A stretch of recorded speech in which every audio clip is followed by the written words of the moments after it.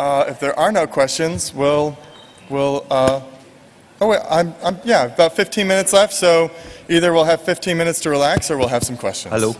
Oh, yes. You talk about the design, that's okay. You don't talk about controlling of the machine, but there are a nice project out there, it's calling EMC. Can you repeat the name of the project? EMC. EMC. Yeah. But if you need, in the workflow, there is the step in between when you have the design and you have to produce your machine controlling code.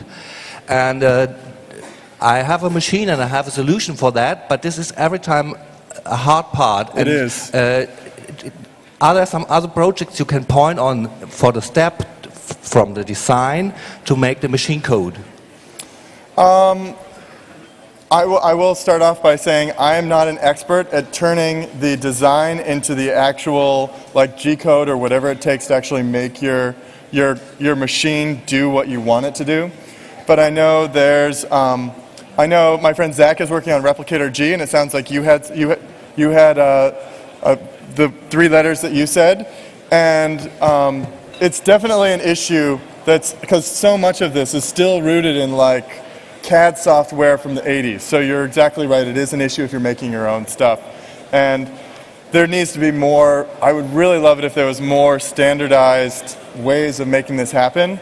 And I think it's just going to be a battle for the next, until either something emerges that's dominant or more communities pop up and they can agree on things and develop things that are awesome. Thank you. Guys? If we could try to keep discussions down so that people can hear the answer to the question, that'd be appreciated. Just try to keep it quiet. Thank you. Hi, I was here, right here. Hello. Could you perhaps repeat your motivation for all this? I don't get it. What's your motivation? Do you just do it for fun or because you can do it? Why do you do it? Why? It's clear. It seems to be fun. I'd love to do that. But what's your motivation? The question was, why would I want a rapid prototype? Why would I want to do this? Why would I want to build machines? Why would I want to make things make machines that help me rapid prototype things? And I think for each person who does this, there's probably a slightly different answer. For me, I get this. It really started when I was a kid and I fixed bikes. And when I fixed a bike and it hadn't worked and it worked, I got this elation feeling, not so different from like drugs, frankly. And I remembered that, and I actually forgot about it until I was much older, and I made something and had that same feeling where I'd made something. And then for me, I've just kept going. I found that I've been like, okay, I like this, I know it, I'm going to keep going. And I can say, it will surprise you how absolutely satisfying and the feelings you get from it if you create, especially for a lot of you who do software. Making software move things is really satisfying. If you haven't made an LED blink or you haven't made a servo move or a stepper motor move, there's something actually, I just want you to do it. And if you get hooked, great. If you don't, fine, move on. But there's for me, there's something really special about it. And then there's the added bonus of being subversive to the dominant consumer centralized manufacturing paradigm that kind of gets me off. Okay, Yes. hi. I somehow, like you do, really like doing things by myself, making things, but I find myself always in a field where you showed, the examples you showed, they're either very, very simple, like those flat shapes you can laser cut and stick together after it, like the laptop stand, Yeah. or super complex, like those Nick machines and whatever. But I find myself always in a field somewhere in the middle. Well, mechanical objects that are not easy to make in 2D and stick it together. Like, well, this is the point where I'm missing a really, really good example. Currently, I'm into trying to build a coffee roaster. And, well, it's stuff where you, if you don't have access to really, really massive machinery, and you're, well, put it that way, and you're not a genius with in making things by your bare hands. You've just lost. At least to me it seems like that. For those in between objects to make them, I can't find a really satisfying solution how to do that.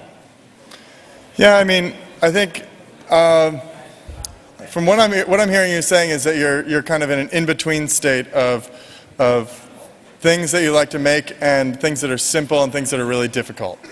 And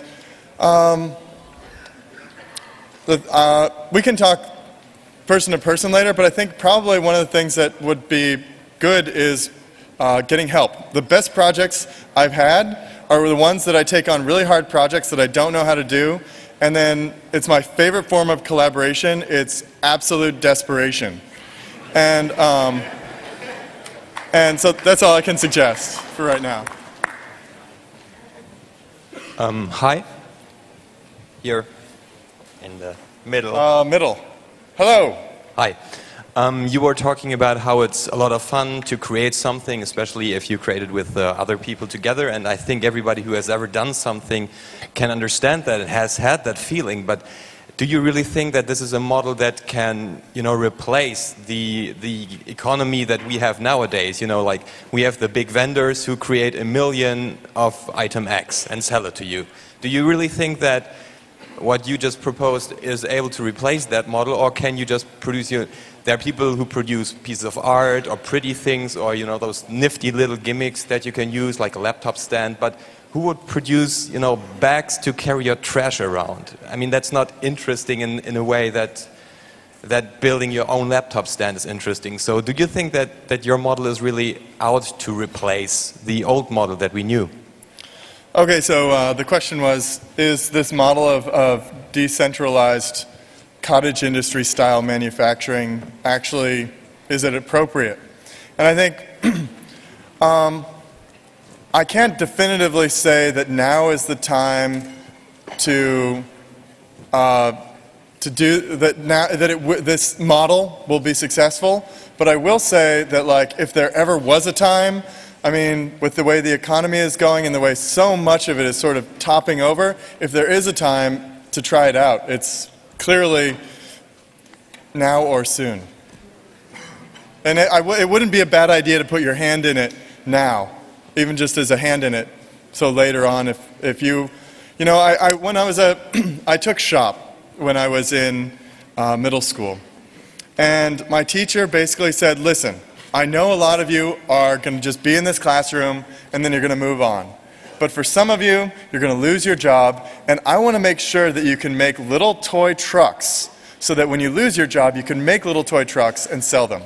And I haven't made little toy trucks, but I have to say I really appreciate his, where he's coming from. So even if you don't make this your life, I would suggest thinking about it and thinking what kind of value you can add, and maybe next time you buy something, think about, well, maybe I could make that. And even if you don't make it because you realize it would take too much time or it would be too much of a pain in the ass, or you don't have the infrastructure to make it, that at least considering it as, I think, kind of putting it in to the possibility of your skill set. Yes, next. Could you do a daydream for me? Could you tell me what machine you're going to buy in 10 years? Ooh. I have a few. This is a stupid machine, but I would really like to make a machine that goes on top of a roof and uses this. It's totally toxic. This is really a bad idea, but have you ever used this stuff that's like insulation foam that you put in your walls or something like this? I want to make a machine that will extrude. I'll probably just have to get 100 of these cans and just keep filling it, but it would make a giant sphere 6 meters tall on the top of a roof. And then when it's done, I want to push it off the roof and have it explode in the bottom. And then I want it to make another one.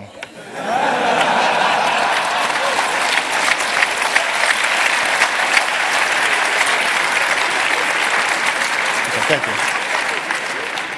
We have 5 minutes left, so I think there's time for one more question. Yes, Rose. You talked about the idea of education or school being dead, and I wondered if that was a personal opinion or if that's something that you've been picking up as you've been traveling, talking to people in different parts of the world and different parts of the country who are fabricating and teaching each other things, since I agree with you, and I'd like to hear more about that. Okay, so I was a teacher for 7 years in the public schools in Seattle. And I like to when I taught, I liked to teach in the schools that were the worst ones to teach in, because that kind of gave me a thrill. And it kind of sucked, but it was also really, I was alive. And I'm not sure what it's like all around the world, but I know for the most part, at least in the United States, we've made our children and education the lowest priority. And I think it's not going to change until it has to. But I know I'm just going to make up numbers, maybe for half the people in the world that go to school and it's really helpful for them. It gives them structure and it gives them, maybe they get inspired or they learn something or something like this and it's good. But I'm pretty sure it's about half the rest of the people who would much rather be doing something else that is just as valuable. And I'm sure there's probably another group of people who would much rather, you know, sniff glue in the bathroom. But I know for a lot of, for really, I think there's just we're at the time where it's, we're ready for a different educational paradigm that's based on stuff that is actually appropriate and interesting to learn and interesting to do for young people. Okay, that was the last question. I really appreciate your attention, and this is good.